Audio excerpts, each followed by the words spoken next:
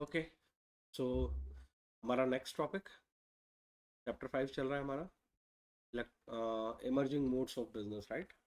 इसमें हम ई बिजनेस पढ़ रहे थे। ई बिजनेस में हमने बेनिफिट्स पढ़ लिए हैं, ई बिजनेस के डायरेक्शंस पढ़ लिए हैं, customer to customer, business to business और इंट्रा बिजनेस। इन सारे टॉपिक्स को कवर करने के बाद अब जो हम अगले टॉपिक पे जा रहे हैं वो है लिमिटेशंस ऑफ ई बिजनेस। तो लिमिटेशंस का मतलब होता है कि हम किन प्रॉब्लम्स को फेस करेंगे अगर हम इलेक्ट्रॉनिक बिजनेस को इस्तेमाल कर रहे हैं। हमारे सामने क्या प्रॉब्लम्स हो सकती है? सबसे पहली प्रॉब्लम है पर्सनल टच का लो होना। मतलब एक प्रोडक्ट आपको खरीदना है, एग्जांपल के लिए आपको क्लोथ्स खरीदने हैं या शूज़ खरीदने हैं, तो सिर्फ प्रोडक्ट की फ़ोटो देख के किसी प्लेटफॉर्म पे लाइक अमेजन और फ्लिपकार्ट आप उस प्रोडक्ट को खरीदने में हिचकिचाएंगे, राइट।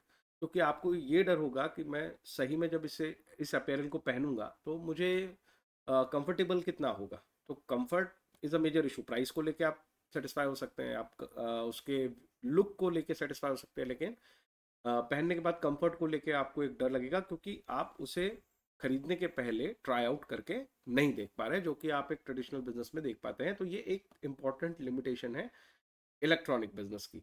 तो कुछ प्रोडक्ट ऐसे होते हैं, ऐसा लिखना ज़रूरी है, हर प्रोडक्ट के लिए ये चीज़ अप्लाई नहीं होती कि आप इलेक्ट्रॉनिकली नहीं ले सकते। एग्जांपल के लिए आपको इंश्योरेंस लेना है तो आप इलेक्ट्रॉनिकली भी ले सकते हैं, लेकिन अगर आपको शूज़ लेने हैं तो इलेक्ट्रॉनिकली लेने में एक पर्सनल टच, मतलब आप फिजिकली उसको एक यूज़ करके नहीं देख पा रहे, इस चीज़ का एक लिमिटेशन आप फेस करेंगे। So this is the first point जो ई बिजनेस की प्रॉब्लम है, राइट। तो ऐसा लिखना जरूरी है कि कुछ गुड्स ऐसे होते हैं जिसमें आपको ये प्रॉब्लम फेस करनी पड़ती है। मैंने इसको ऐसा ही लिखा है, देखिए। Low in personal touch since it is the business is, है ना, इट इज मतलब the business is conducted over internet, less suitable for some product. Some product is very important. ये केवल कुछ प्रोडक्ट्स के लिए ही प्रॉब्लमेटिक बात है। तो एग्जाम्पल के लिए clothes, shoes, jewellery etcetera. However आजकल वेबसाइट्स कोशिश करती हैं कि इस चीज़ को ओवरकम किया जा सके। जैसे कि तुम देखते हो कि फ्लिपकार्ट और अमेजन ने ये चीज़ शुरू कर ली है कि भाई आप परचेज कर लो इस तरह का गुड्स, और अगर आपके ट्राई आउट करने पे वो उतना कंफर्टेबल नहीं है या साइज़ का इशू है तो आप उसे रिफंड कर सकते हो, आप उसे वापस कर सकते हो। तो इस तरह से कुछ कोशिशें की जाती हैं इस बिजनेस में, इस लिमिटेशन को दूर करने के लिए।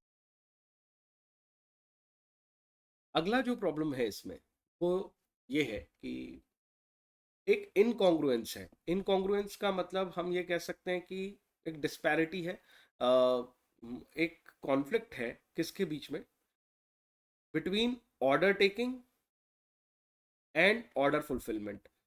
अगर हम अमेजन से कोई गुड्स मंगा रहे हैं तो ऑर्डर टेकिंग तो उसी सेकंड हो जाती है जब हम उस गुड्स को सिलेक्ट करते हैं और उसका पेमेंट कर देते हैं, लेकिन उसकी डिलीवरी होने में टाइम लगेगा, वो 3 दिन बाद हमें प्रोडक्ट मिलेगा। तो ये जो इनकॉन्ग्रुएंस है, अभी हम अगर ट्रेडिशनल बिजनेस में जाते हैं तो जिस समय हम ऑर्डर देते हैं उसी समय हमें डिलीवरी मिलती है, राइट। जनरली ऐसे ही होता है। तो ये भी कई एक प्रॉब्लम है जो कस्टमर को इरिटेट करती है कि मेरा ऑर्डर अभी हो गया, मैंने पैसे दे दिए और डिलीवरी मुझे एक पीरियड बाद मिलेगी, 2 दिन का, 3 दिन का, जो भी गैप है, 7 दिन का। आगे इसमें जो बुक में आपको मिलेगा और जो मेंशन करना चाहिए, transaction of sale and purchase occurred immediately but delivery of goods require longer time. Delivery को समय लगेगा होने में। So incongruence causes a lot of inconvenience. Inconvenience important word है। Some time websites also take time to process. कुछ बार तो क्या होता है, ये टेक्निकल ग्लिच हो जाते हैं वेबसाइट्स में, है ना, हैंग हो जाती है वेबसाइट, हमारा पैसा कट जाता है बट ऑर्डर एग्जीक्यूट नहीं होता है। इसको टेक्निकल ग्लिच कहा जाता है। तो कई बार वेबसाइट की वजह से हमारा ऑर्डर डिले हो जाता है। जोमेटो स्विगी यूज़ करते हैं तो समटाइम्स तो ये होता है कि हमारा ऑर्डर उधर होता ही नहीं है, पैसे कट जाते हैं, फिर हमें कॉल सेंटर को कॉल करके उसको दूर करना पड़ता है, इशू को उन्हें कंप्लेंट करनी पड़ती है। सो इसको ओवरकम करने के लिए वो लोग कॉल सेंटर्स वगैरह भी ओपन करके रखा है उन्होंने, कि टेक्निकल ग्लिच को तो एटलीस्ट दूर किया जा सके। और इस इनकॉन्ग्रुएंस को दूर करने के लिए भी आजकल वेबसाइट्स जो हैं वो काफ़ी एक्टिव हो गई हैं, जिसमें वो सेम डे डिलीवरी देती हैं, उसके लिए कुछ एक्स्ट्रा चार्ज लेती हैं, लेकिन वो कोशिश करती हैं कि जितना कम हो सके इस इनकॉन्ग्रुएंसी को कम किया जाए, ये टाइमिंग गैप को कम किया जाए। राइट। दो लिमिटेशन पढ़ी हमने, बहुत सिंपल सी थी, सोच के देखो। पहली लिमिटेशन किस बारे में पढ़ी? दिमाग चलाओ, मैं इसीलिए पॉज ले रहा हूँ। पहली लिमिटेशन किस बारे में पढ़ी? दिमाग में आई?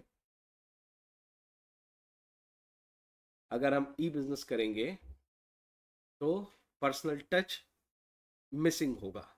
दूसरी लिमिटेशन क्या पड़ी, सोच के देखो। इनकॉन्ग्रुएंसी ऑर्डर टेकिंग और ऑर्डर डिलीवरी में। तीसरी बात पे आते हैं,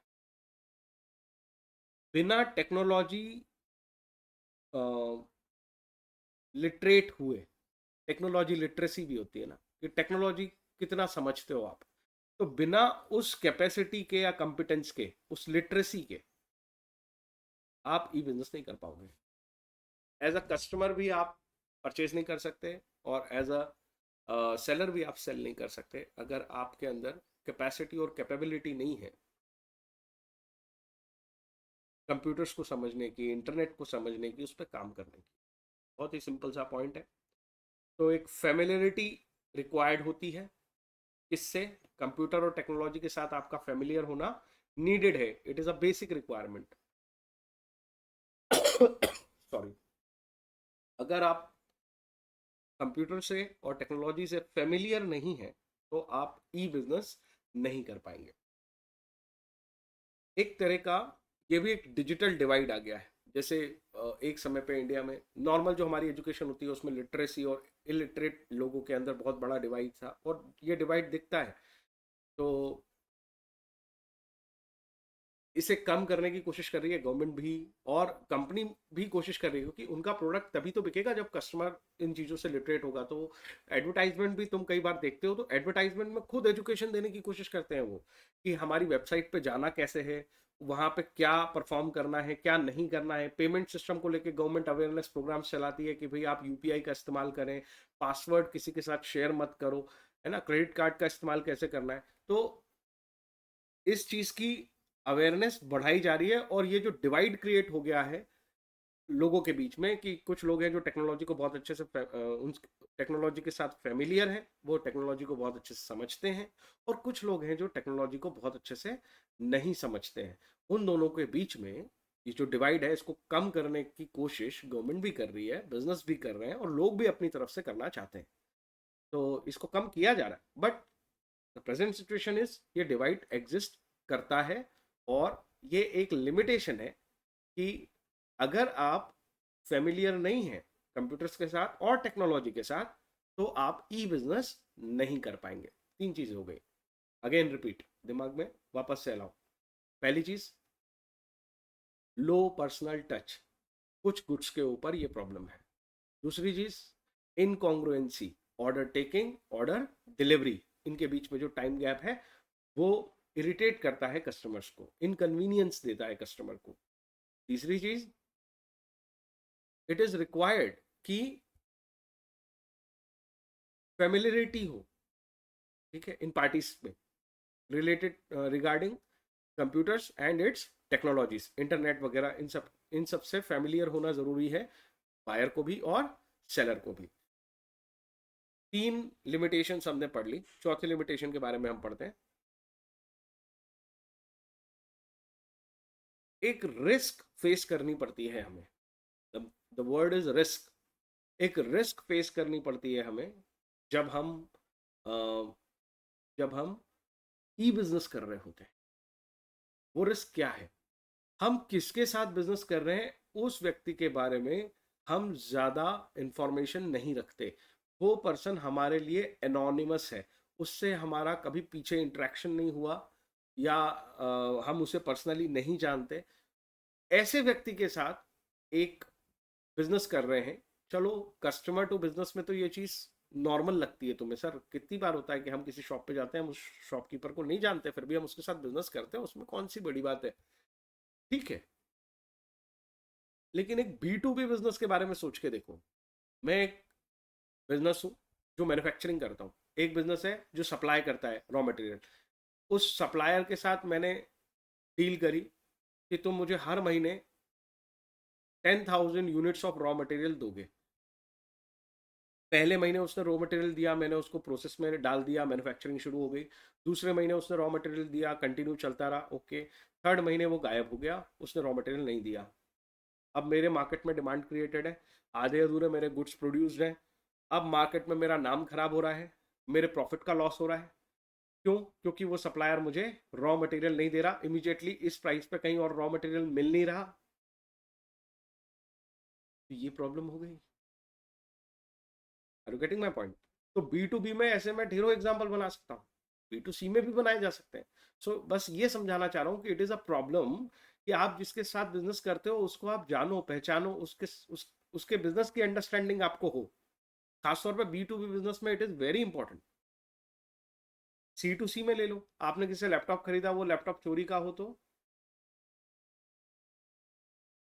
कल को पुलिस आपको इंक्वायरी करे कि आप ये गुड्स कहाँ से लाए, कैसे खरीदा, सब डिटेल दिखाओ वगैरह वगैरह, हो जाएगा ना इशू। तो anonymity is a problem, no doubt. और इलेक्ट्रॉनिक बिजनेस में एनोनिमिटी तो पर एग्जिस्ट जनरली करती है, अनलेस आप उसको पर्सनली ना जानते हो। तो एनोनिमस पर्सन के साथ बिजनेस करना, उस पार्टी को ट्रेस ना कर पाना, उसके बारे में वो उसका फेस फेक हो सकता है, मतलब उसकी इमेज फेक हो सकती है, उसका नाम फेक हो सकता है, एंड मे बी पॉसिबल आप उसे ट्रेस ही ना कर पाओ। तो ये सारी प्रॉब्लम्स जब भी हम ई बिजनेस करने जाएंगे तो हमारे दिमाग में आ जाएगी कि मैं एक ऐसे व्यक्ति के साथ बिजनेस कर रहा हूं जो एनोनिमस है, जिसे मैं ट्रेस नहीं कर सकता। इसकी वजह से जो झेलना पड़ेगा वो क्या है?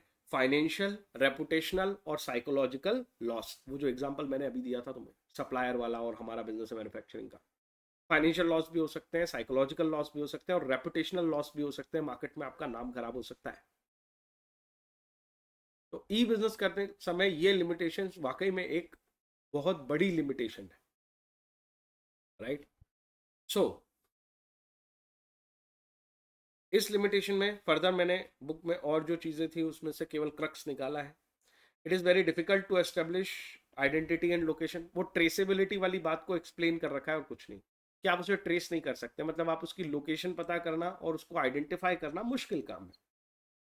Privacy loss due to impersonation, मतलब वो व्यक्ति किसी और की आइडेंटिटी चुरा के आपसे बात कर रहा हो, आप इस चीज को ट्रेस करना भी मुश्किल है, और खासतौर पे उन लोगों को ट्रेस करना मुश्किल है जो ज्यादा फेमिलियर नहीं है ना। हम किसी का फेसबुक पे फेक अकाउंट है, या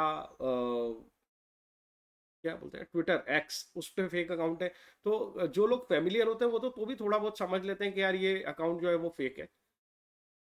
तो इम्पर्सोनेशन होता है वहां भी। सो इम्पर्सोनेशन जैसे करते हैं ना लोग, सेलिब्रिटीज का इंपर्सोनेशन करके अकाउंट का नाम बना लेते हैं। सो ये वहां हो रहा है, वो उतना नुकसान नहीं दे रहा है, लेकिन बिजनेस में भी इंपर्सोनेशन होता है। कोई टाटा कंपनी लिमिटेड करके तुम्हें जॉब ऑफर दे दे और तुम उस पर अप्लाई करने लगो और अपनी डिटेल भरने लगो तो गड़बड़ हो जाती है ना। कितने सारे फ्रॉड्स होते हैं। ये वही वाली बात है जिस चीज से लोग डरते हैं, कि आप ट्रेस नहीं कर सकते सामने वाले पर्सन को इतनी आसानी से, क्योंकि वो इंटरनेट पे प्रेजेंट है केवल, और वहां वो अपनी आइडेंटिटी बदल भी सकता है और किसी और के आइडेंटिटी से आपको कांटेक्ट कर सकता है। So this is again a limitation. And the last thing is leakage of confidential information.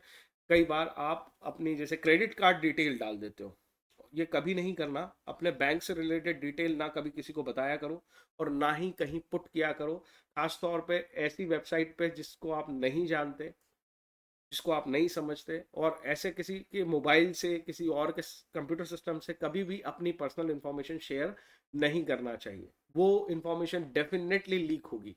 आपका फोन नंबर तो लीक होता ही है, कितनी वेबसाइट तो केवल आपका फोन नंबर इसीलिए लेती है क्योंकि वो डेटा कलेक्ट करके लोगों तक पहुंचाती है। That is okay to share the information, लेकिन आपकी bank detail is not okay वो लीक कर दी जाए, तो ये खतरा हमेशा होता है।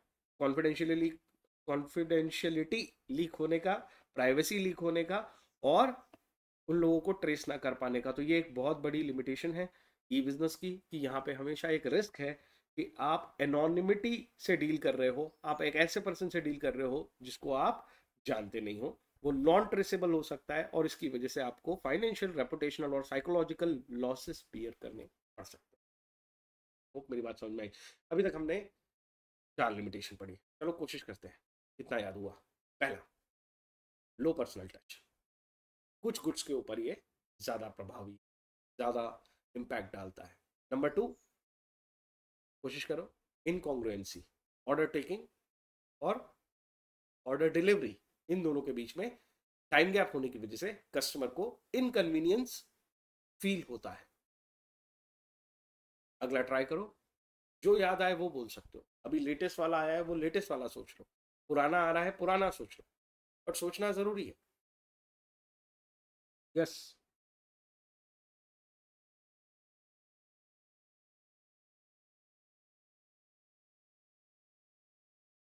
याद आया, मैं हेल्प करूँ? वो लिटरेसी वाली बात जो मैंने बताई है, कि लोग फेमिलियर नहीं है अगर इस टेक्नोलॉजी और कंप्यूटर्स के साथ, तो फिर ये ई बिजनेस नहीं कर पाएंगे। ठीक है। और अभी हमने लेटेस्ट में जो पढ़ा, वो कौन सा है? एनोनिमिटी के साथ डील करना पड़ता है, ऐसे लोगों से डील करना पड़ता है जिनको हम ट्रेस नहीं कर सकते, इसकी वजह से हमें फाइनेंशियल, साइकोलॉजिकल और रेपुटेशनल लॉसेस हो सकते हैं। Next, people resistance. कुछ लोग जो है वो रेजिस्ट करते हैं कि वो, देखो रेजिस्टेंस है ना, बड़ा एक नेचुरल फिनोमिना है। कोई भी नई चीज तुम्हें एकदम से मैं कहूँ कि आज से मैंने ये चीज नई सिखानी है तुम्हें, कोई सब्जेक्ट में भी, जैसे एग्जाम टाइम आए और मैं तुम्हें कहूँ चलो कुछ नया सीख लेते हैं, कि कैसे रेजिस्टेंस आता है। खासतौर पर ऐसे समय पे जब आप कहीं इंगेज्ड हैं, कहीं बिजी हैं, कोई प्रेशर में है, तब तो वो रेजिस्टेंस बहुत ज्यादा आता है। नॉर्मली भी वो रेजिस्टेंस आता है, रेजिस्टेंस टू चेंज। सीधी सी बात बोलूं, it is a natural phenomena that people are generally resistant to change something.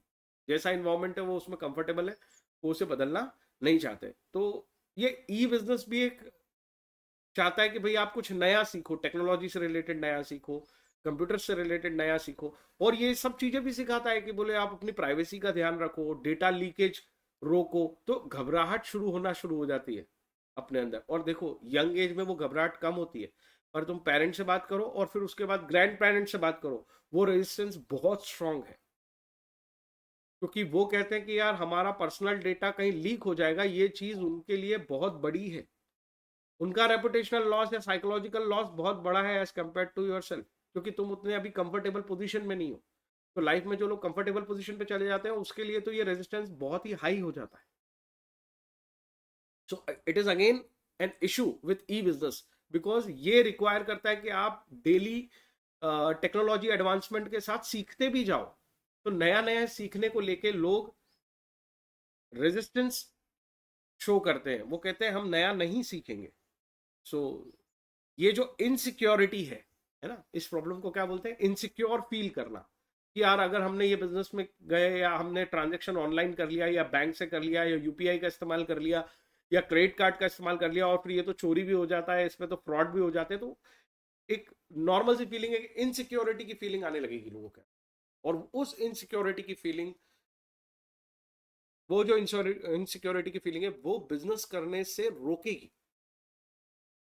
E business के साथ ये इशू है कि लोग इनसिक्योर फील करते हैं, क्योंकि एक जनरल बिहेवियर है कि वो चेंज को रेजिस्ट करते हैं, अपने आप को रोकते हैं चेंज में जाने से। उन्हें लगता है यार वो उस इन्वायरमेंट के बारे में हमारे पास ज्यादा नॉलेज नहीं है। एथिकल फॉलोआउट्स, देखो एथिकल फॉलोआउट्स का मतलब क्या होता है, पहले तो ये समझो कि एथिक्स से रिलेटेड बात है। एथिक्स का मतलब होता है कि आपको क्या करना चाहिए और क्या नहीं करना चाहिए। तो कई कंपनियां हैं जो फ्रॉड करने की कोशिश करती हैं लोगों के साथ। जैसे वो उनके ईमेल ट्रैक करती हैं, फाइल्स ट्रैक करती हैं, उन्होंने कहाँ कहाँ विजिट किया वो सब वेबसाइट ट्रैक करती हैं। और तुम्हें पता है तुम्हारे यूट्यूब का एल्गोरिदम तुम्हें वही डेटा देखने को मिलता है जो तुम सर्फ कर रहे थे और ट्रैक हुआ है। यूट्यूब उसी तरह का डेटा तुम्हें दिखाएगा, फेसबुक उसी तरह का डेटा तुम्हें दिखाएगा। वो तुम्हें ट्रैक करते हैं, चलो वो तुम्हारे इंटरेस्ट को फेच करने के लिए ट्रैक करते हैं ताकि तुम्हें अपने से रिलेटेड डेटा मिले। लेकिन कई कंपनियां तो ये जो ट्रैकिंग की है उसने, वो कस्टमर के भी डेटा ट्रैक करते हैं, अपने एम्प्लॉयज के भी डेटा ट्रैक करते हैं, और वो जो है उसका एक यू कैन से आपकी प्राइवेसी पर अटैक करते हैं, आपका डेटा चुराते भी है। सो ये एक सीरियस प्रॉब्लम है और ये एक एथिकल इशू है। जो व्यक्ति, जब ये सवाल खड़ा हो जाए कि जो व्यक्ति अगर कोई काम कर रहा है तो वो सही है या गलत, मतलब वो एक एथिकल क्वेश्चन है, whether I am suppose to do something or not to do something, this is an ethical question. तो कंपनियां अनएथिकल प्रैक्टिस करती हैं, उन्हें वो कंपनियां वो काम करती है जो उन्हें नहीं करना चाहिए, अपने एम्प्लॉय अपने कस्टमर के डेटा को कंटिन्यूसली ट्रैक करती हैं और कई बार उस डेटा को चुराती भी है, राइट। तो टोटल मिला के हमने 6 लिमिटेशंस पढ़ ली हैं। Low in personal touch, incongruence between order taking and order fulfilment, E business की टेक्नोलॉजी को समझने की कैपेसिटी कैपेबिलिटी होनी चाहिए सारी पार्टीज में। एनोनिमस पर्सन के साथ आप बिजनेस कर रहे हो और आप, ये आसान नहीं है कि उन पार्टीज को ट्रेस किया जा सके जिसके साथ आप बिजनेस कर रहे हो। जनरली पीपल की टेंडेंसी ये होती है कि वो इनसिक्योरिटी फील करते हैं अगर उन्हें कोई चेंज को अडॉप्ट करना पड़े, है ना, उसमें घबराहट होती है, तो रेजिस्टेंस शो किया जाता है इसके प्रति। तो ई बिजनेस के प्रति भी काफ़ी सालों से, कितने सालों से कोशिश जारी है और लोग अभी भी रेजिस्ट करते हैं, खासतौर पे बैंकिंग ट्रांजेक्शन करने में उन्हें बहुत घबराहट होती है। और ऑब्वियस है वो, और वो सही भी है क्योंकि उनके पास उस चीज़ का उतना नॉलेज नहीं है, प्लस वो काफ़ी कंफर्टेबल है अपनी चीज़ों में जो वो कर रहे हैं। तो वो इतना आसान नहीं है कि वो एक्सेप्ट करेंगे कि हम इस चेंज के लिए रेडी हैं, ठीक है। तो लास्ट थिंग, एथिकल फॉलोआउट्स, मतलब कुछ लोग ई बिजनेस का फायदा उठा के लोगों का डेटा, उनकी प्राइवेसी को हिट करते हैं, ठीक है। तो these are the limitations of e business. अगले टॉपिक पे मिलते हैं।